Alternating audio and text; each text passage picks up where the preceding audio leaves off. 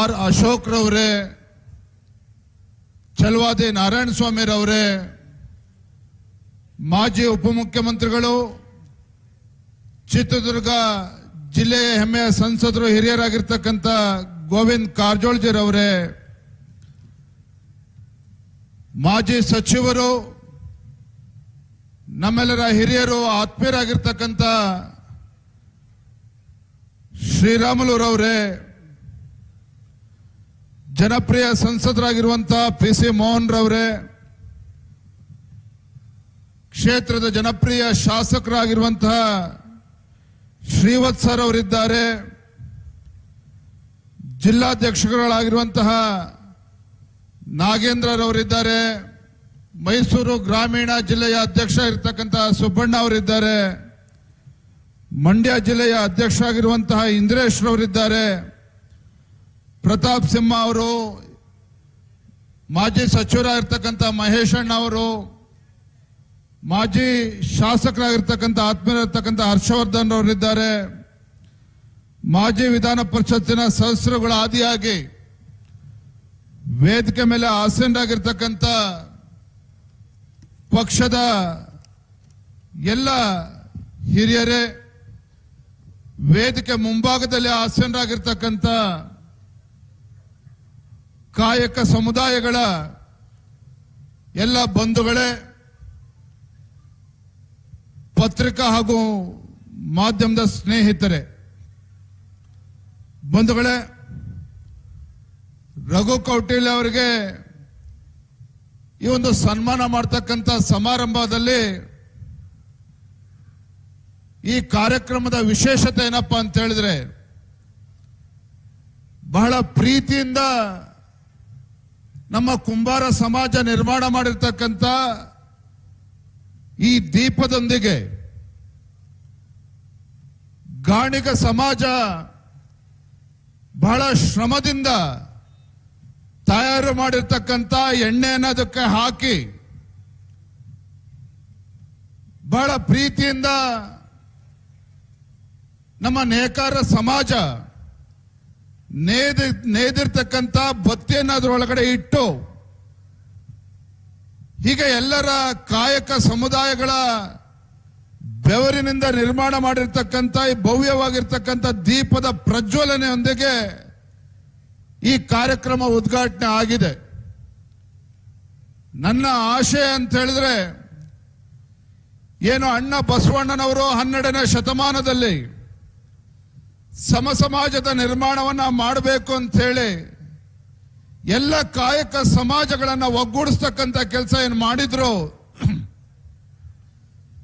ಅದೇ ರೀತಿ ಇವತ್ತು ದೀಪ ಪ್ರಜ್ವಲನೆ ಆಗಿದೆ. ಮುಂದಿನ ದಿನಗಳಲ್ಲಿ ಕರ್ನಾಟಕ ರಾಜ್ಯದಲ್ಲಿ ವೇದಿಕೆ ಇರತಕ್ಕಂಥ ಎಲ್ಲ ಮುಖಂಡರ ನೇತೃತ್ವದಲ್ಲಿ ಈ ನಾಡಿನ ಎಲ್ಲ ಕಾಯಕ ಸಮುದಾಯಗಳನ್ನ ಒಗ್ಗೂಡಿಸಿಕೊಂಡು ಆ ಕಾಯಕ ಸಮುದಾಯಗಳಿಗೆ ಒಂದು ಧ್ವನಿಯಾಗಿ ರಾಜ್ಯದಲ್ಲಿ ಭಾರತೀಯ ಜನತಾ ಪಾರ್ಟಿ ಸಂಘಟನೆಯನ್ನ ಬಲಪಡಿಸಿ ಮುಂದೊಂದು ದಿನ ಕರ್ನಾಟಕ ರಾಜ್ಯದಲ್ಲಿ ನಮ್ಮ ಸರ್ಕಾರದೊಂದಿಗೆ ಈ ಕಾಯಕ ಸಮುದಾಯಗಳಿಗೆ ಯಾವ ರೀತಿ ಸನ್ಮಾನ್ಯ BS ಯಡಿಯೂರಪ್ಪನವರು ರಾಜ್ಯದ ಮುಖ್ಯಮಂತ್ರಿಗಳಾಗಿ ಈ ಸಮುದಾಯಗಳಿಗೆ ಒಂದು ಶಕ್ತಿಯನ್ನು ತುಂಬುವಂತ ಕೆಲಸ ಮಾಡಿದ್ರು, ಮುಂದೊಂದು ದಿನ ಮತ್ತೊಮ್ಮೆ ಕರ್ನಾಟಕ ರಾಜ್ಯದಲ್ಲಿ ಈ ಕಾಯಕ ಸಮುದಾಯಗಳಿಗೆ ಶಕ್ತಿ ಕೊಡುವಂತ ಕೆಲಸ ನಾವೆಲ್ಲರೂ ಕೂಡ ಮಾಡ್ತೇವೆ ಎನ್ನುವ ಭರವಸೆಯನ್ನ ನಾನು ಈ ಸಂದರ್ಭದಲ್ಲಿ ನೀಡ್ತಾ ಇದ್ದೇನೆ. ಬಂಧುಗಳೇ,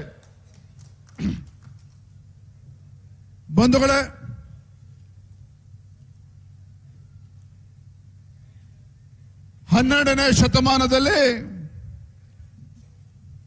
ಅಣ್ಣ ಬಸವಣ್ಣನವರು ಈ ನಾಡಿನಲ್ಲಿ ಒಂದು ಸಮಸಮಾಜದ ನಿರ್ಮಾಣ ಆಗಬೇಕು ಅಂತ ಹೇಳಿ ಕಾಯಕ ಸಮಾಜಗಳನ್ನು ಕೂಡ ಸೇರಿಸಿಕೊಂಡು ಕಾಯಕವೇ ಕೈಲಾಸ ಅಂತ ಹೇಳಿ ಸಮ ಸಮಾಜದ ನಿರ್ಮಾಣದ ಕನಸನ್ನು ಅಣ್ಣ ಬಸವಣ್ಣನವರು ಕಂಡಿದ್ರು. 12ನೇ ಶತಮಾನದಲ್ಲಿ ಅಣ್ಣ ಬಸವಣ್ಣನವರ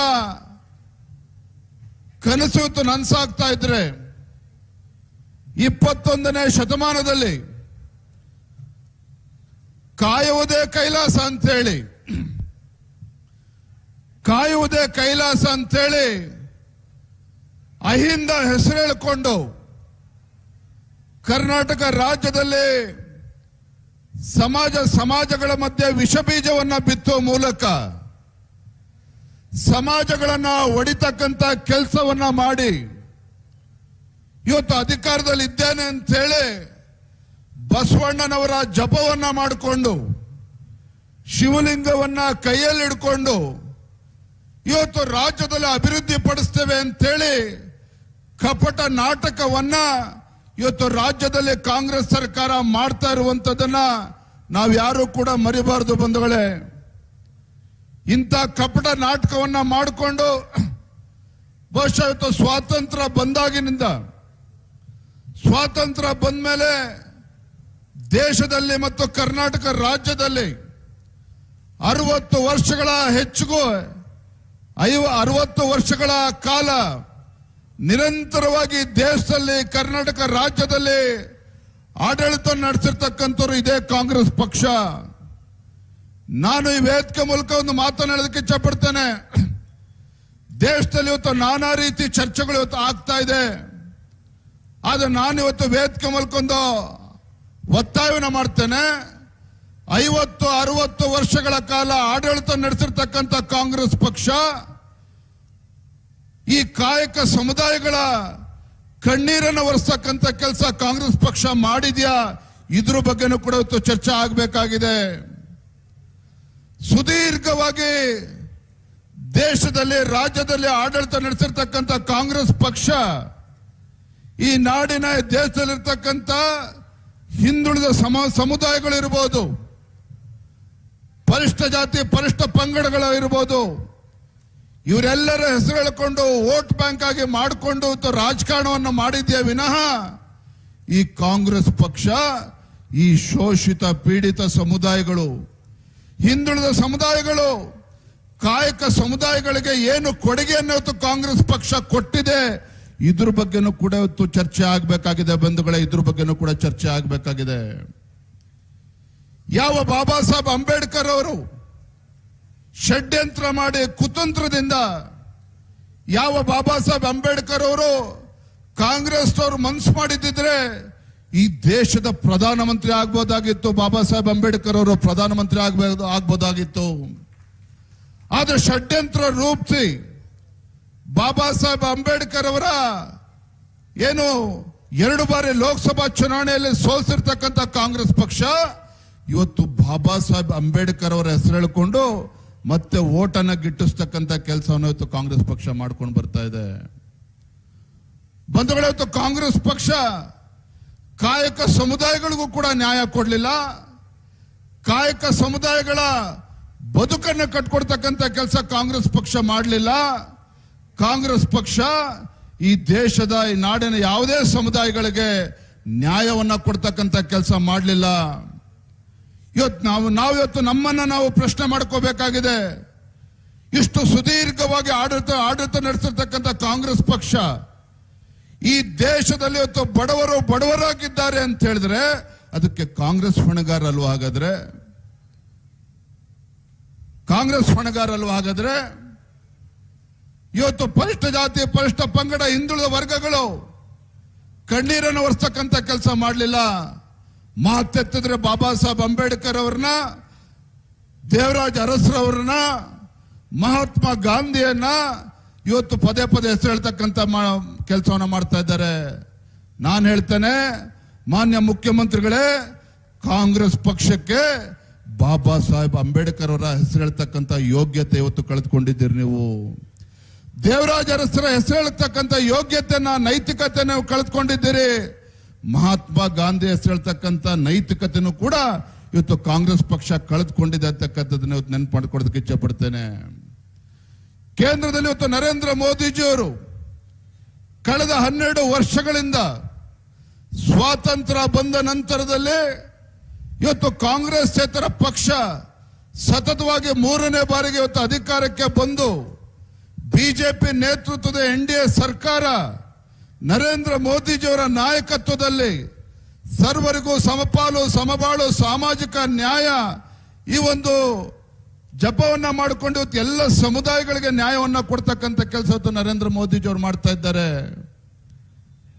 ಯಾಕೆ ಹೊತ್ತಗೋಸ್ಕರ ಇವತ್ತು ನರೇಂದ್ರ ಮೋದಿಜಿಯವ್ರಿಗೆ ಹೊಟ್ಟೆವರೇ, ಕಾಂಗ್ರೆಸ್ ಅವ್ರಿಗೆ ನರೇಂದ್ರ ಮೋದಿಜಿಯವ್ರಿಗೆ ಹೊಟ್ಟೆವರೇ ಯಾಕೆ ಅಂತ ಹೇಳಿದ್ರೆ, ಅತ್ಯಂತ ಹಿಂದುಳಿದ ಸಮಾಜಕ್ಕೆ ಸೇರಿರ್ತಕ್ಕಂಥ ನರೇಂದ್ರ ಮೋದಿಜಿಯವರು ಆ ಪ್ರಧಾನಮಂತ್ರಿ ಸ್ಥಾನದಲ್ಲಿ ಕೂತಿದ್ದಾರಲ್ಲ, ಅದು ಇವತ್ತು ಕಾಂಗ್ರೆಸ್ ಪಕ್ಷಕ್ಕೆ ಸಹಿಸಿಕೊಳ್ಳೋದಕ್ಕೆ ಆಗ್ತಾ ಇಲ್ಲ.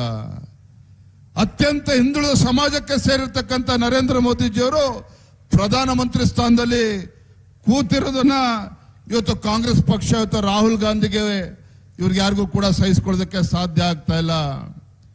ಬಂಧುಗಳೇ, ನಮಗೆ ಗೊತ್ತಿರಲಿ, ನರೇಂದ್ರ ಮೋದಿಜಿಯವರ ಕ್ಯಾಬಿನೆಟ್ ನಲ್ಲಿ 27ಕ್ಕೂ ಹೆಚ್ಚು ಇವತ್ತು ಸಚಿವರು ಯಾವ ಸಮುದಾಯಕ್ಕೆ ಸೇರಿದ್ದಾರೆ ಅಂತ ಹೇಳಿದ್ರೆ ಅತ್ಯಂತ ಹಿಂದುಳಿದ ಸಮುದಾಯಕ್ಕೆ ಸೇರಿರ್ತಕ್ಕಂಥವ್ರು ಇವತ್ತು ಕ್ಯಾಬಿನೆಟ್ ನಲ್ಲಿ ಇದ್ದಾರೆ.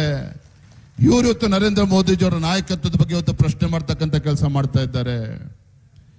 ಈ ಲಜ್ಜೆಗೆಟ್ಟ ಕಾಂಗ್ರೆಸ್ ಪಕ್ಷಕ್ಕೆ ಇದು ಯಾವುದೇ ಸಮಾಜಗಳ ಬಗ್ಗೆ ಸಮುದಾಯಗಳ ಬಗ್ಗೆ ನರೇಂದ್ರ ಮೋದಿಜಿ ಬಗ್ಗೆ ಮಾತಾಡ್ತಕ್ಕಂಥ ನೈತಿಕತೆ ಯೋಗ್ಯತೆ ಇಲ್ಲ. ಕಳೆದ 3 ವರ್ಷ ಕಾಂಗ್ರೆಸ್ ಸರ್ಕಾರದ ಆಡಳಿತ ವೈಖರಿನ ತಾವು ನೋಡಿದ್ದೀರಿ. ಮಾನ್ಯ ಅಶೋಕ್ ಅವರು ಮಾತನಾಡ್ತಾ ಹೇಳಿದ್ರು, 3 ವರ್ಷದಲ್ಲಿ ಕಾಂಗ್ರೆಸ್ ಪಕ್ಷದ ಸಾಧನೆ ಏನು ಅಂತ ಹೇಳಿದ್ರೆ, ಮೂಡ ಸೈಟ್ ಹೊಡ್ಕೊಂಡಿರ್ತಕ್ಕಂಥದ್ದು ಒಂದ್ ಕಡೆ ಆದ್ರೆ, ಪರಿಷ್ಠ ಜಾತಿ ಪರಿಷ್ಠ ಪಂಗಡಕ್ಕೆ ಅವರ ಅಭಿವೃದ್ಧಿಗೆ ಮೀಸಲಿಟ್ಟಿರ್ತಕ್ಕಂಥ ಹಣವನ್ನ, ವಾಲ್ಮೀಕಿ ಅಭಿವೃದ್ಧಿ ನಿಗಮದ ಹಣವನ್ನ ಲೂಟಿ ಮಾಡಿ ಪಕ್ಕದ ತೆಲಂಗಾಣ ರಾಜ್ಯಕ್ಕೆ ತೆಗೆದುಕೊಂಡೋಗಿ ಸಾವಿರಾರು ಫೇಕ್ ಬೇನಾಮಿ ಅಕೌಂಟ್ಗಳನ್ನು ಓಪನ್ ಮಾಡಿ ಅಲ್ಲಿ ದುಡ್ಡ ಮಾಡಿ ಲೋಕಸಭಾ ಚುನಾವಣೆಯನ್ನ ನಡೆಸಿರ್ತಕ್ಕಂಥ ಕೀರ್ತಿ ಕಾಂಗ್ರೆಸ್ ಪಕ್ಷಕ್ಕೆ ಸಲ್ತದೆ. ಬಂಧುಗಳೇ, ಕಾಂಗ್ರೆಸ್ ಪಕ್ಷಕ್ಕೆ ಸಲ್ತದೆ. ಇವತ್ತು ಕಾಂಗ್ರೆಸ್ನವರು BK ಹರಿಪ್ರಸಾದ್ ಆದಿಯಾಗಿ ದೊಡ್ಡ ದೊಡ್ಡ ಭಾಷಣವನ್ನು ಬಿಗಿತಾರೆ. ನಾನು ವೇದಿಕೆ ಮೂಲಕ ರಾಜ್ಯದ ಮುಖ್ಯಮಂತ್ರಿಗಳಿಗೆ KPCC ಅಧ್ಯಕ್ಷರು ಕೇಳೋದಕ್ಕೆ ಇಚ್ಛೆ ಪಡ್ತೇನೆ. ತಾವು ಇವತ್ತು ಅಹಿಂದ ಹೆಸರು ಹೇಳ್ಕೊಂಡು ಅಧಿಕಾರಕ್ಕೆ ಬಂದ್ರಲ್ವ ಸ್ವಾಮಿ, ಅಧಿಕಾರಕ್ಕೆ ಬಂದು ಕಾಂಗ್ರೆಸ್ ಸರ್ಕಾರ ನೀವು ಮಾಡಿರ್ತಕ್ಕಂಥ ಸಾಧನೆ ಏನು? ನಾನು ಹೇಳ್ತೇನೆ, ಅಹಿಂದ ಹೆಸರು ಹೇಳ್ಕೊಂಡು ರಾಜ್ಯದ ಚುಕ್ಕಾಣಿ ನೀಡಿರ್ತಕ್ಕಂಥ ಕಾಂಗ್ರೆಸ್ ಸರ್ಕಾರ ಇವರು ಮಾಡಿರ್ತಕ್ಕಂಥ ಸಾಧನೆ ಏನಪ್ಪಾ ಅಂತ ಹೇಳಿದ್ರೆ, ಕೊಪ್ಪಳದಲ್ಲಿ ಪರಿಶಿಷ್ಟ ಪಂಗಡಕ್ಕೆ ಸೇರಿರ್ತಕ್ಕಂಥ ಗವಿ ಸಿದ್ದಪ್ಪನ ಬರ್ಬರ ಹತ್ಯೆ ಆಯ್ತು. ಈ ನಾಲಾಯಕ ಕಾಂಗ್ರೆಸ್ ಸರ್ಕಾರಕ್ಕೆ ಏನೂ ಕೂಡ ಮಾಡೋದಕ್ಕೆ ಸಾಧ್ಯ ಆಗಲಿಲ್ಲ. ಯಲ್ಲಾಪುರದಲ್ಲಿ ಹಾಡು ಹಗಲೇ ಒಬ್ಬಳ ದಲಿತ ಮಹಿಳೆ ಲವ್ ಜಿಹಾದ್ ಬರ್ಬರ ಹತ್ಯೆ ಆಯ್ತು. ಕಾಂಗ್ರೆಸ್ ಸರ್ಕಾರ ಯೋಗ್ಯತೆಗೆ ಅವ್ರಿಗೆ ಏನೂ ಕೂಡ ಮಾಡೋದಕ್ಕಾಗಲಿಲ್ಲ. ಹುಬ್ಳಿನಲ್ಲಿ ಒಬ್ಬ ಬಡ ಕುಟುಂಬಕ್ಕೆ ಸೇರಿರ್ತಕ್ಕಂಥ ನೇಹ ಬರ್ಬರ ಹತ್ಯೆ ಆಗ್ತದೆ ಮಧ್ಯಾಹ್ನ ಲವ್ ಜಿಹಾದ್ ಪ್ರಕರಣದಲ್ಲಿ. ಇವ್ರ ಯೋಗ್ಯತೆಗೆ ಏನೂ ಮಾಡಕ್ಕಾಗಲಿಲ್ಲ ಕಾಂಗ್ರೆಸ್ ಸರ್ಕಾರಕ್ಕೆ. ಅಷ್ಟೇ ಅಲ್ಲ, ಮೊನ್ನೆ ಹಾವೇರಿ ಜಿಲ್ಲೆಯ ನರೇಗಲ್ನಲ್ಲಿ ಹೋರಿ ಓಡಿಸ್ತಕ್ಕಂಥ ಸಂದರ್ಭದಲ್ಲಿ ಕುರುಬ ಸಮಾಜಕ್ಕೆ ಸೇರಿರ್ತಕ್ಕಂಥ ಕೆಲ ಯುವಕರು ಹೋರಿ ಬೆದರಿಸೋದಕ್ಕೆ ಪಟಾಕಿ ಹೊಡೆದ್ರು ಅಂತೇಳಿ ಕೆಲವು ಮತೀಯ ಶಕ್ತಿಗಳು ಬಂದು ಲೋಹಿತ್ ಕುರುಬರು ಬಂದು ಕೈ ಕಡಿದ್ರಲ್ಲ, ಏನ್ ನರಾಸತ್ತೋಗಿತ್ತ ಕಾಂಗ್ರೆಸ್ ಸರ್ಕಾರಕ್ಕೆ. ಅವರನ್ನು ಕೂಡ ರಕ್ಷಣೆ ಮಾಡ್ತಕ್ಕಂಥ ಕೆಲಸ ಕಾಂಗ್ರೆಸ್ ಸರ್ಕಾರ ಮಾಡೋದಕ್ಕಾಗ್ಲಿಲ್ಲ. ಬಂಧುಗಳ, ಇಲ್ಲಿಗೆ ಮುಗಿಲಿಲ್ಲ. ಹಾವೇರಿ ಜಿಲ್ಲೆ ನರೇಗಲ್ಲಾದಂತ ಪ್ರಕರಣ ಅದಾಗಿ ಎರಡೇ ದಿನದಲ್ಲಿ ರಟ್ಟೆಹಳ್ಳಿನಲ್ಲಿ ಮರಾಠ ಸಮಾಜಕ್ಕೆ ಸೇರಿರ್ತಕ್ಕಂಥ ಶಿವಾಜಿ ರಾವ್ 60 ವರ್ಷದ ಒಬ್ಬ ಯಜಮಾನರು ಕ್ಷುಲ್ಲಕ ಕಾರಣಕ್ಕೆ ಮತೀಯ ಶಕ್ತಿಗಳು ಬಂದು ಹಾಡು ಹಗಲೇ ಅವ್ರನ್ನ ಕೊಲೆ ಮಾಡ್ತಕ್ಕಂಥ ಕೆಲಸ ಮಾಡಿದ್ರು. ದುರಂತ ಏನು ಗೊತ್ತಾ ಸ್ವಾಮಿ? ದುರಂತ ಏನು ಅಂತ ಹೇಳಿದ್ರೆ, ಇವತ್ತು ಶಿವಾಜಿ ಇವತ್ತು ರಟ್ಟೆಹಳ್ಳಿಯಲ್ಲಿ ಏನು ಪ್ರಾಣ ಕಳೆದುಕೊಂಡ್ರು, ನರೇಗಲ್ಲಲ್ಲಿ ಏನೋ ಮಾರಣಾಂತಿಕ ಹಲ್ಲೆ ಆಯ್ತು, ಯಲ್ಲಾಪುರದಲ್ಲಿ ಏನೋ ದಲಿತ ಮಹಿಳೆ ಹತ್ಯೆ ಆಯ್ತು, ಕೊಪ್ಪಳದಲ್ಲಿ ಏನೋ ವಾಲ್ಮೀಕಿ ಸಮಾಜದ ಯುವಕ ಹತ್ಯೆ ಆಯ್ತು, ಹುಬ್ಳಿನಲ್ಲಿ ಇವತ್ತೇನು ಹತ್ಯೆ ಆಯ್ತು. ಈ ಲಜ್ಜೆಗೆಟ್ಟ ಕಾಂಗ್ರೆಸ್ ಸರ್ಕಾರದ ಯಾವುದೇ ಮಂತ್ರಿ ಆ ಮನೆಗಳಿಗೆ ಭೇಟಿ ಕೊಡಲಿಲ್ಲ. ಇಂಥ ನಾಳೆ ಕಾಂಗ್ರೆಸ್ ಸರ್ಕಾರ ಇವತ್ತು ರಾಜ್ಯದಲ್ಲಿದೆ. ಇಂಥ ಹಿಂದೂಗಳ ಬರ್ಬರೆ ಹತ್ಯೆ ಆಗ್ತಾ ಇದ್ರೆ ಒಬ್ಬ ಇವ್ರ ಯೋಗ್ಯತೆಗೆ ಒಬ್ಬ ಕಾಂಗ್ರೆಸ್ಸಿನ ಸಚಿವರು ಒಬ್ಬ ಹೋಗಿ ಆ ಮನೆಗಳಿಗೆ ಹೋಗಿ ಸಾಂತ್ವನ ಹೇಳ್ತಕ್ಕಂಥ ಪ್ರಯತ್ನ ಮಾಡಲಿಲ್ಲ. ಏನ್ ಹೇಳ್ತಾರೆ ಮುಖ್ಯಮಂತ್ರಿಗಳು? ಪರಿಹಾರವನ್ನು ಕೊಟ್ಟಿದ್ದೇವೆ. ಬೆಂಗಳೂರು ವಿಧಾನಸೌಧದಲ್ಲಿ ಎಸಿ ರೂಮ್ ನಲ್ಲಿ ಕುತ್ಕೊಂಡು ಚೆಕ್ ಅನ್ನ ಬರೆದು ಪೋಸ್ಟ್ ಮಾಡಿ ಅಧಿಕಾರಿಗಳ ಮೂಲಕ ಕಳಿಸಿ ಪರಿಹಾರನ ಕೊಟ್ಟಿದ್ದೇವೆ ಅಂತ ಹೇಳಿ ಕೈ ಕೊಟ್ಕೊಂಡು ಕುಳಿತಿದ್ದೀರಲ್ಲ ಸ್ವಾಮಿ. ಇಡೀ ದೇಶದಲ್ಲಿ ಆಗದೆ ಇರತಕ್ಕಂತ ಇವತ್ತು ಕೊಲೆಗಳು ಕರ್ನಾಟಕ ರಾಜ್ಯದಲ್ಲೇ ಯಾಕೆ ಆಗ್ತಾ ಇದೆ ಅಂತ ಹೇಳಿದ್ರೆ ಈ ಕಾಂಗ್ರೆಸ್ ಸರ್ಕಾರದ ಅಲ್ಪಸಂಖ್ಯಾತ ಓಲೈಕೆ ರಾಜಕಾರಣ, ಈ ಲಜ್ಜೆಗೆಟ್ಟ ಕಾಂಗ್ರೆಸ್ ಸರ್ಕಾರ ಏನ್ ಮಾಡ್ತಾ ಇದೆ, ಇದರ ಪರಿಣಾಮ ಪ್ರತಿನಿತ್ಯ ಹೊತ್ತು ಹಿಂದೂಗಳ ಹತ್ಯೆ ಹೊತ್ತು ಕರ್ನಾಟಕ ಮಾರಣ ಹೋಮ ಆಗ್ತಾ ಇರುವಂತದ್ದು. ಆದ್ರೂ ಕೂಡ ಇವ್ರೇನ್ ಹೇಳ್ತಾರೆ? ಗ್ಯಾರಂಟಿಗಳು ನಾವು ಕೊಡ್ತಾ ಇದ್ದೇವೆ, ಗ್ಯಾರಂಟಿಗಳನ್ನು ನಾವು ಕೊಡ್ತಾ ಇದ್ದೇವೆ. ನಾಚಿಕೆ ಆಗ್ಬೇಕಿತ್ತು ಈ ಕಾಂಗ್ರೆಸ್ ಸರ್ಕಾರದವರಿಗೆ. ಮಾನ್ಯ ಅಶೋಕ್ ಅವರು ಹೇಳಿದ್ರು, ಯಾವ ಬಡವರಿಗೆ ನಿಮ್ಮ ಗೃಹಲಕ್ಷ್ಮಿ ಯೋಜನೆ ಸರಿಯಾಗಿ ತಲುಪ್ತಾ ಇಲ್ಲ, ಅದರಲ್ಲೂ ಕೂಡ ಹಗರಣ ಆಗಿದೆ. ಈಗಾಗಲೇ ನಮ್ಮ ಸದನದಲ್ಲಿ ಅದ್ರ ಬಗ್ಗೆ ಚರ್ಚೆನೂ ಕೂಡ ಆಗಿದೆ. ಇಂಥ ಭ್ರಷ್ಟ ಕಾಂಗ್ರೆಸ್ ಸರ್ಕಾರವನ್ನ ಬುಡ ಸಮೇತ ಕಿತ್ತಾಕುವಂತ ಕೆಲಸ ಇವತ್ತು ಆಗ್ಬೇಕಾಗಿದೆ ಬಂಧುಗಳೇ. ಬುಡ ಸಮೇತ ಕಿತ್ತಾಕುವಂತ ಕೆಲಸ ಇವತ್ತು ಆಗ್ಬೇಕಾಗಿದೆ. ಭಾರತೀಯ ಜನತಾ ಪಾರ್ಟಿ ಇವತ್ತು ಎಲ್ಲ ಕಾಯಕ ಸಮುದಾಯಗಳಿಗೆ ಶಕ್ತಿ ಕೊಡುವಂತ ಕೆಲಸ ನಾವು ಮಾಡ್ತಾ ಇದ್ದೇವೆ. ಈಗ ತಾನೇ ರಘು ಕೌಟಿಲ್ಯ ಅವರಿಗೆ ಸನ್ಮಾನ ಮಾಡಿದ್ವಿ. ಮಡಿವಾಳ ಸಮಾಜಕ್ಕೆ ಸೇರಿರ್ತಕ್ಕಂಥ ರಘು ಕೌಟಿಲ್ಯ, ಕಾಯಕ ಸಮಾಜಕ್ಕೆ ಸೇರಿರ್ತಕ್ಕಂಥ ರಘು ಕೌಟಿಲ್ಯ ಅವ್ರನ್ನ ಭಾರತೀಯ ಜನತಾ ಪಾರ್ಟಿ ಇವತ್ತು ನಾವು MLC ಮಾಡಿದ್ದೇವೆ. ಭಾರತೀಯ ಜನತಾ ಪಾರ್ಟಿ ಇವತ್ತು MLC ಮಾಡಿದ್ದೇವೆ. ಹಿಂದೆ ಶಂಕರಪ್ಪರವ್ರನ್ನು ಕೂಡ MLC ಮಾಡಿದ್ವಿ. ಪ್ರತಾಪ್ ಸಿಂಹ ಅವ್ರು ಹೇಳಿದ್ರು ವಿಶ್ವಕರ್ಮ ಸಮಾಜಕ್ಕೆ ಸೇರಿರ್ತಕ್ಕಂಥ ಒಬ್ಬನ MLC ಮಾಡಿದ್ವಿ, ಆಮೇಲೆ ಓಡೋದ್ರು, ಅದು ಬೇರೆ ಪ್ರಶ್ನೆ. ಶಾಂತಾರಾಮ್ ಸಿದ್ದಿ ಕೇವಲ ಅವ್ರ ಸಮಾಜ ಎಷ್ಟಿರ್ತಕ್ಕಂಥದ್ದು? 9,000 ಇರ್ತಕ್ಕಂಥದ್ದು ಅವ್ರ ಸಮಾಜ. ಅತ್ಯಂತ ಕಡು ಬಡವರು ಇರ್ತಕ್ಕಂಥ ಸಮಾಜ ಶಾಂತಾರಾಮ್ ಸಿದ್ದಿ, ಅವರ ಸಮಾಜಕ್ಕೆ ಇವತ್ತು ಅವ್ರನ್ನ MLC ಮಾಡಿದ್ದೇವೆ. ಸವಿತಾ ಸಮಾಜಕ್ಕೆ ಸೇರಿರ್ತಕ್ಕಂಥ ಕಿಶೋರ್ ಅವರು ದಕ್ಷಿಣ ಕನ್ನಡದಿಂದ ಅವಕಾಶ ಕೊಟ್ಟು ಅವರನ್ನು ಕೂಡ ನಾವು MLC ಮಾಡಿದ್ದೇವೆ. ಮೊನ್ನೆ ದಿನ ರಾಜ್ಯಸಭೆಗೆ ನಾಗರಾಜ್ ಹಾಲು ಮತಸ್ಥ ಸಮಾಜಕ್ಕೆ ಸೇರಿರ್ತಕ್ಕಂಥವ್ರನ್ನ ಇವತ್ತು ರಾಜ್ಯಸಭೆ ಕಳಿಸ್ಕೊಂಡಿದ್ದೇವೆ. ವಿಜಯ್ ಶಂಕರ್ ಅವ್ರನ್ನ ರಾಜ್ಯಪಾಲರನ್ನಾಗಿ ಇವತ್ತು ನಾವು ಕಳಿಸ್ಕೊಟ್ಟಿದ್ದೇವೆ. ಇದು ಭಾರತೀಯ ಜನತಾ ಪಾರ್ಟಿ ಬಂಧುಗಳೇ.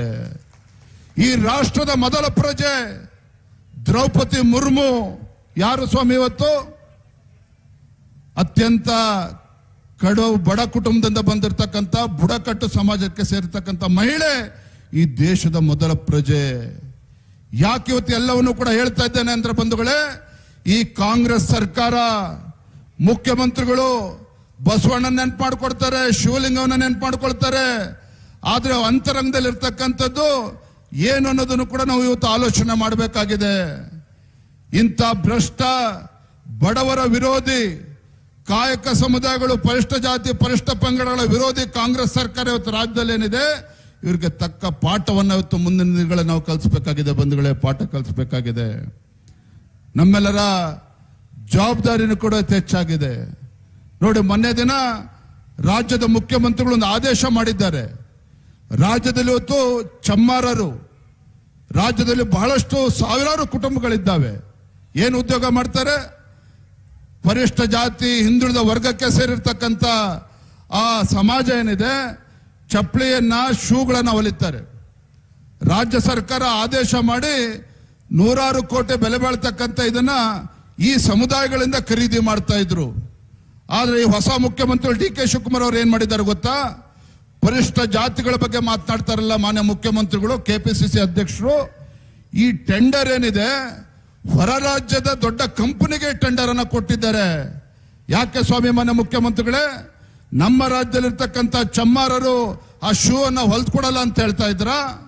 ಹೊರ ರಾಜ್ಯದ ದೊಡ್ಡ ದೊಡ್ಡ ಉದ್ಯಮಿಗಳಿಗೆ ಗುತ್ತಿಗೆನ ಕೊಟ್ಟು ಎಷ್ಟು ಬುದ್ಧಿವಂತರು ಮಾನ್ಯ ಮುಖ್ಯಮಂತ್ರಿಗಳು ಅಂತ ಹೇಳಿದ್ರೆ, ಆ ಟೆಂಡರ್ ಅಲ್ಲಿ ಭಾಗವಹಿಸಬೇಕು ಅಂತ ಹೇಳಿದ್ರೆ 500 ಕೋಟಿ ರೂಪಾಯಿ ಟರ್ನ್ ಓವರ್ ಆಗಿರ್ಬೇಕಂತೆ.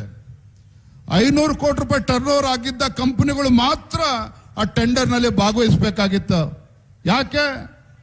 ಯಾಕೆ ಅಂತ ಹೇಳಿದ್ರೆ ಇವತ್ತು ರಾಜ್ಯದಲ್ಲಿರ್ತಕ್ಕಂಥ ಪರಿಷ್ಠ ಜಾತಿ ಮತ್ತೆ ಹಿಂದುಳಿದ ಸಮಾಜಗಳು ಶೂಗಳನ್ನು ಹೊಲ್ದು ಕೊಡ್ತಾ ಇದ್ರು.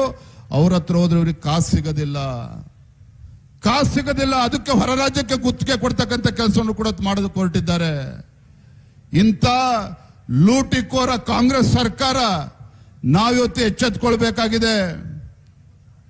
ಹೇಳಿದ್ರು ಎಲ್ಲ ನಮ್ಮ ಮುಖಂಡರು ಮಾತನಾಡ್ತಾ ಹೇಳಿದ್ರು, ಮತದಾರ ಪಟ್ಟಿಯ ಪರಿಷ್ಕರಣೆ ನಡೀತಾ ಇದ್ರೆ, SIR ನಡೀತಾ ಇದ್ರೆ ನುಸುಳುಕೋರರೇನಿದ್ದಾರೆ, ಅಕ್ರಮ ವಲಸಿಗರೇನಿದ್ದಾರೆ, ಅವರಿಗೆ ಶಾಶ್ವತವಾಗಿ ಇವತ್ತು ರೆಸಿಡೆಂಟ್ ಸರ್ಟಿಫಿಕೇಟ್ ಅನ್ನ ಕೊಟ್ಟಿದ್ದಾರೆ. ಅಧಿಕಾರ ಯಾರಿಗೆ ಕೊಟ್ಟಿದ್ದಾರೆ?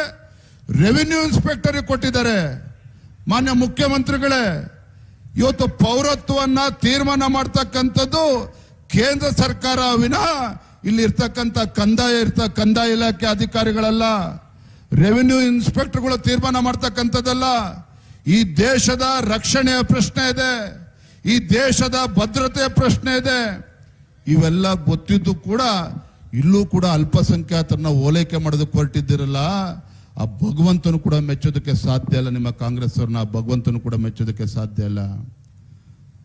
ನಾವು ಮುಖಂಡರು ಎಲ್ಲರೂ ಕೂಡ ಮಾತನಾಡ್ತಾ ಇದ್ದೇವೆ. ಮುಂದಿನ ವಾರ ರಾಜ್ಯಪಾಲರನ್ನ ಭೇಟಿ ಮಾಡಿ ಈ ಅಯೋಗ್ಯತೆ ಕಾಂಗ್ರೆಸ್ ಸರ್ಕಾರ ಇವತ್ತೇನು ನುಸುಳುಕೋರರಿಗೂ ಕೂಡ ಇವತ್ತು ಸರ್ಟಿಫಿಕೇಟ್ ಕೊಡೋದಕ್ಕೆ ಹೊರಟಿದ್ದಾರೆ. ಇದಕ್ಕೆ ಅವಕಾಶನ ಕೊಡಬಾರದು ಅಂತೇಳಿ ರಾಜ್ಯಪಾಲರನ್ನು ಕೂಡ ನಾವು ಭೇಟಿ ಮಾಡೋರಿದ್ದೇವೆ. ಬಂಧುಗಳೇ, ಸಾಕಷ್ಟು ಸಮಯ ಆಗಿದೆ, ಹೆಚ್ಚನ್ನು ಹೇಳೋದಕ್ಕೆ ಹೋಗೋದಿಲ್ಲ. ಇಂಥ ಅಪರೂಪವಾಗಿರ್ತಕ್ಕಂಥ ಕಾರ್ಯಕ್ರಮ ಮತ್ತೆ ಮತ್ತೆ ಮತ್ತೆ ಮತ್ತೆ ನಾನು ಹೇಳುವಂಥದ್ದು ಇಷ್ಟೇನೆ. ರಾಜ್ಯದ ಸರ್ವಾಂಗೀಣ ಅಭಿವೃದ್ಧಿ ಆಗಬೇಕು ಅಂತ ಹೇಳಿದ್ರೆ, ಕರ್ನಾಟಕದಲ್ಲಿ ಒಳ್ಳೆ ಆಡಳಿತ ಬರಬೇಕು ಅಂತ ಹೇಳಿದ್ರೆ, ಕರ್ನಾಟಕ ರಾಜ್ಯದಲ್ಲಿ ಇವತ್ತು ಬಡವರ ಪರವಾಗಿ ಒಳ್ಳೆ ಸರ್ಕಾರ ಬರಬೇಕು ಅಂತ ಹೇಳಿದ್ರೆ, ಕರ್ನಾಟಕ ರಾಜ್ಯದಲ್ಲಿ ಇವತ್ತು ಹಿಂದುಳಿದ ಸಮುದಾಯಗಳ ಪರವಾಗಿ, ಕಾಯಕ ಸಮುದಾಯಗಳ ಪರವಾಗಿ ಇವತ್ತು ಒಳ್ಳೆ ಆಡಳಿತ ಬರಬೇಕು ಅಂತ ಹೇಳಿದ್ರೆ ಇವತ್ತು ಅದು ಭಾರತೀಯ ಜನತಾ ಪಾರ್ಟಿಯಿಂದ ಮಾತ್ರ ಸಾಧ್ಯ. ಅದನ್ನು ನಾವಿತ್ತು ಮಾತನಾಡಬೇಕಾಗಿದೆ ಬಂಧುಗಳೇ. ಇವತ್ತು ನರೇಂದ್ರ ಮೋದಿಜಿಗಿಂತ ಒಳ್ಳೆ ನಾಯಕತ್ವ ದೇಶಕ್ಕೆ ಸಿಗೋದಕ್ಕೆ ಸಾಧ್ಯ ಇಲ್ಲ ಅಂತ ಪುಣ್ಯಾತ್ಮ 2047 ಇಸ್ವಿಗೆ ಇವತ್ತು ಭಾರತ ಒಂದು ಅಭಿವೃದ್ಧಿ ರಾಷ್ಟ್ರ ಆಗಿ ಪರಿವರ್ತನೆ ಆಗಬೇಕು ಅಂತೇಳಿ ಕನಸನ್ನ ಕಾಣ್ಕೊಂಡು ಆಡಳಿತ ನಡೆಸತಕ್ಕಂಥ ಸಂದರ್ಭದಲ್ಲಿ ಇವತ್ತು ನರೇಂದ್ರ ಮೋದಿಜಿಯವರು, ಅಮಿತ್ ಶಾಜಿಯವರು, ನಿತಿನ್ ನಬೀನ್ಜಿಯವರು ಇವರೆಲ್ಲರ ನೇತೃತ್ವದಲ್ಲಿ ಯಾವ ಪಶ್ಚಿಮ ಬಂಗಾಳದಲ್ಲಿ ಹಿಂದೂ ವಿರೋಧಿ TMC ಸರ್ಕಾರ ಇತ್ತು, ಯಾವ ಪಶ್ಚಿಮ ಬಂಗಾಳದಲ್ಲಿ ಭಾರತೀಯ ಜನತಾ ಪಾರ್ಟಿ ಕಮಲ್ದು ಹರಡೋದಕ್ಕೆ ಸಾಧ್ಯ ಇಲ್ಲ ಅಂತೇಳಿ ಮಾತನಾಡ್ತಾ ಇದ್ರು, ಅಂತ ಪಶ್ಚಿಮ ಬಂಗಾಳದಲ್ಲೇನೆ ನರೇಂದ್ರ ಮೋದಿಜಿಯವರ ನೇತೃತ್ವದಲ್ಲಿ ಹಿಂದೂ ವಿರೋಧಿ ಕಾಂಗ್ರೆಸ್ ಸರ್ಕಾರವನ್ನ ಬುಡ ಸಮೇತ ಕಿತ್ತಾಕುವುದರಲ್ಲಿ ಭಾರತೀಯ ಜನತಾ ಪಾರ್ಟಿ ಯಶಸ್ವಿಯಾಗಿದೆ. ಮುಂದಿನ ದಿನಗಳಲ್ಲಿ ನಾನು ನಿನ್ನೆ ಮಾನ್ಯ HD ಕುಮಾರಸ್ವಾಮಿ ಅವರ ಹತ್ರ ಕೂಡ ಮಾತನಾಡಿದ್ದೇನೆ. ಹಾಗಾಗಿ ವಿಶ್ವಾಸದಿಂದಿರಿ, ಮುಂದಿನ ದಿನಗಳಲ್ಲಿ ಕರ್ನಾಟಕ ರಾಜ್ಯದಲ್ಲೂ ಸಹ ಇಂಥ ಒಂದು ಹಿಂದೂ ವಿರೋಧಿ ಕಾಂಗ್ರೆಸ್ ಸರ್ಕಾರವನ್ನ ಬುಡ ಸಮೇತ ಕಿತ್ತಾಕುವಂತ ಶಕ್ತಿ ನಮ್ಮ ಕಾರ್ಯಕರ್ತರಿಗಿದೆ. ಹಾಗಾಗಿ ಒಳ್ಳೆ ದಿನಗಳು ಬಂದೇ ಬರ್ತದೆ. ನಾನು ಮಾನ್ಯ ರಘು ಕೌಟಿಲ್ಯ ಅವರಲ್ಲಿ ಮತ್ತೆ ಎಲ್ಲ ನಮ್ಮ ಮುಖಂಡರಲ್ಲಿ ವಿನಂತಿ ಮಾಡ್ತಕ್ಕಂಥದ್ದು ಇಷ್ಟೇನೆ, ಎಲ್ಲ ಸಮಾಜಗಳನ್ನ ವಿಶ್ವಾಸಕ್ಕೆ ತೆಗೆದುಕೊಂಡು, ಎಲ್ಲ ಸಮುದಾಯಗಳನ್ನ ವಿಶ್ವಾಸಕ್ಕೆ ತೆಗೆದುಕೊಂಡು ನಾವು ರಾಜ್ಯದಂತ ಪ್ರವಾಸ ಮಾಡಿ ಮುಂದಿನ ದಿನಗಳಲ್ಲಿ ಸಂಘಟನಾ ಇನ್ನು ಬಲಪಡಿಸತಕ್ಕಂಥ ಕೆಲಸ ಮಾಡೋಣ ಅನ್ನುವ ಮಾತನ್ನ ಈ ಸಂದರ್ಭದಲ್ಲಿ ಹೇಳ್ತಾ ತುಂಬಾ ಸಂತೋಷ ಆಗಿದೆ. ಇನ್ನು ರಘು ಕೋಟಿಲ್ ಅವರು ಕೂಡ ಮಾತನಾಡಿರಿದ್ದಾರೆ, ನಮ್ಮ ಸಂಸದರು ಕೂಡ ಮಾತನಾಡಿರಿದ್ದಾರೆ. 1/4 ಗಂಟೆಯಲ್ಲಿ ಕಾರ್ಯಕ್ರಮ ಮುಗಿತದೆ. ದಯವಿಟ್ಟು ಎಲ್ಲರೂ ಕೂಡ ಸಮಾಧಾನದಲ್ಲಿ ತಾವೆಲ್ಲರೂ ಕೂಡ ಕೇಳಬೇಕು ಅನ್ನೋ ಮಾತನ್ನ ಈ ಸಂದರ್ಭ ಹೇಳ್ತಾ, ನಮ್ಮ ಪಕ್ಷದ ಮುಖಂಡರಲ್ಲಿ ರಘು ಕೂಡ ಎಲ್ಲರೂ ಕೂಡ ವಿನಂತಿ ಅಷ್ಟೇನೆ, ದಯವಿಟ್ಟು ಆಯ್ತು ಇನ್ನು ಕೂಡ ಸಂಘಟನೆನ ಬಲಪಡಿಸೋಣ, ಎಲ್ಲ ಒಟ್ಟಿಗೆ ಕೆಲಸ ಮಾಡೋಣ ಮಾತನ್ನ ಹೇಳ್ತಾ, ವೇದಿಕೆ ಮೇಲಿರ್ತಕ್ಕಂಥ ಎಲ್ಲ ಹಿರಿಯರಿಗೆ, ವೇದಿಕೆ ಮುಂಭಾಗದಲ್ಲಿರ್ತಕ್ಕಂಥ ಎಲ್ಲ ನಮ್ಮ ಕಾಯಕ ಸಮುದಾಯದ ಎಲ್ಲ ಸಮಾಜದ ಬಂಧುಗಳಿಗೆ, ವೇದಿಕೆ ಮೇಲೂ ಕೂಡ ಮರಾಠ ಸಮಾಜ ಇರ್ಬೋದು, ನೇಕಾರ ಸಮಾಜ ಇರ್ಬೋದು, ಅದೇ ರೀತಿ ಮಡಿವಾಳ ಸಮಾಜ ಇರ್ಬೋದು, ಸವಿತಾ ಸಮಾಜ ಇರ್ಬೋದು, ಉಪ್ಪಾರ್ ಸಮಾಜ ಇರ್ಬೋದು, ನಮ್ಮ ನಾಯಕ ಸಮಾಜ ಇರ್ಬೋದು, ಎಲ್ಲ ಸಮಾಜದ ಎಲ್ಲ ಮುಖಂಡರುಗಳಿದ್ದಾರೆ. ಅವರೆಲ್ಲರೂ ಕೂಡ ತಮ್ಮೆಲ್ಲರೂ ಕೂಡ ವಂದಿಸಿ ನಾನು ಮಾತನ್ನು ಮುಗಿಸ್ತಾ ಇದ್ದೇನೆ. ಬಲೋ ಭಾರತ್ ಮಾತಾ ಕಿ, ಬಲೋ ಭಾರತ್ ಮಾತಾ ಕಿ ದೇಶದ ಹೆಮ್ಮೆಯ ಪ್ರಧಾನಮಂತ್ರಿ ನರೇಂದ್ರ ಮೋದಿಜಿ ಅವರಿಗೆ, ದೇಶದ ಹೆಮ್ಮೆಯ ಪ್ರಧಾನಮಂತ್ರಿ ನರೇಂದ್ರ ಮೋದಿಜಿ ಅವರಿಗೆ